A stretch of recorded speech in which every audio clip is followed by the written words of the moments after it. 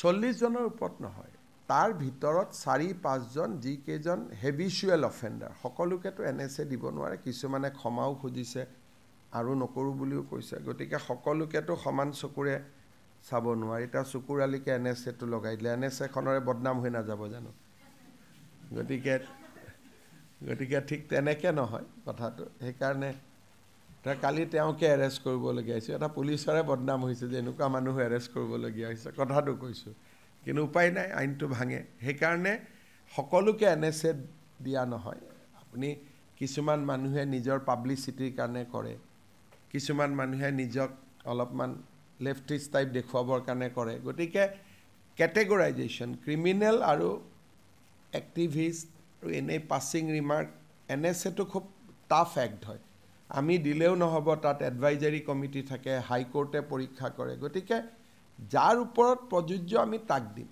যেনেকে তেনে political decision নহয় 40 জনৰ ওপৰত নহয় তাৰ ভিতৰত 4-5 জন যি কেজন হেবিচুৱেল অফেন্ডাৰ সকলোকেতো এনএসএ দিব নোৱাৰে কিছুমানে ক্ষমাও খুজিছে আৰু নকৰো বুলিও কৈছে গতিকে সকলোকেতো সমান চকুৰে চাব নোৱাৰি তা চকুৰালিকে এনএসএ টো লগাই দিলে এনএসএ খনৰে বদনাম হৈ নাযাব জানো গতিকে ঠিক তেনেকে নহয় কথাটো সেই কাৰণে তা কালি তেওঁকে এৰেষ্ট কৰিবলগীয়া হৈছে এটা পুলিচৰে বদনাম হৈছে যে এনেকুৱা মানুহ এৰেষ্ট কৰিবলগীয়া হৈছে কথাটো কৈছো কিন্তু উপায় নাই আইনটো ভাঙে সেই কাৰণে সকলোকে এনএসএ দিয়া নহয় আপুনি কিছুমান মানুহে নিজৰ পাব্লিসিটিৰ কাৰণে কৰে কিছুমান মানুহে নিজক অলপমান লেফটিষ্ট টাইপ দেখুৱাবৰ কাৰণে কৰে গতিকে ক্যাটেগৰাইজেশ্যন ক্ৰিমিনেল আৰু এক্টিভিষ্ট আৰু এনে পাছিং ৰিমাৰ্ক এনএসএ টো খুব টাফ এক্ট হয় আমি দিলেও নহব তাত এডভাইজাৰি কমিটি থাকে হাই কোৰ্টে পৰীক্ষা কৰে গতিকে যাৰ ওপৰত প্ৰযোজ্য আমি তাক দিম যেনেকে তেনে পলিটিক্যাল ডিসিশন নহয় 40 জনৰ ওপৰত নহয় তাৰ ভিতৰত 4-5 জন যি কেজন হেবিচুৱেল অফেন্ডাৰ সকলোকেতো এনএসএ দিব নোৱাৰে কিছুমানে ক্ষমাও খুজিছে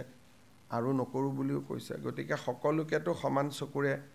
চাব নোৱাৰি তা চকুৰালিকে এনএসএ টো লগাই দিলে এনএসএ খনৰে বদনাম হৈ নাযাব জানো গতিকে ঠিক তেনেকে নহয় কথাটো সেই কাৰণে তা কালি তেওঁকে এৰেষ্ট কৰিবলগীয়া হৈছে এটা পুলিচৰে বদনাম হৈছে যে এনেকুৱা মানুহ এৰেষ্ট কৰিবলগীয়া হৈছে কথাটো কৈছো কিন্তু উপায় নাই আইনটো ভাঙে সেই কাৰণে সকলোকে এনএসএ দিয়া নহয় আপুনি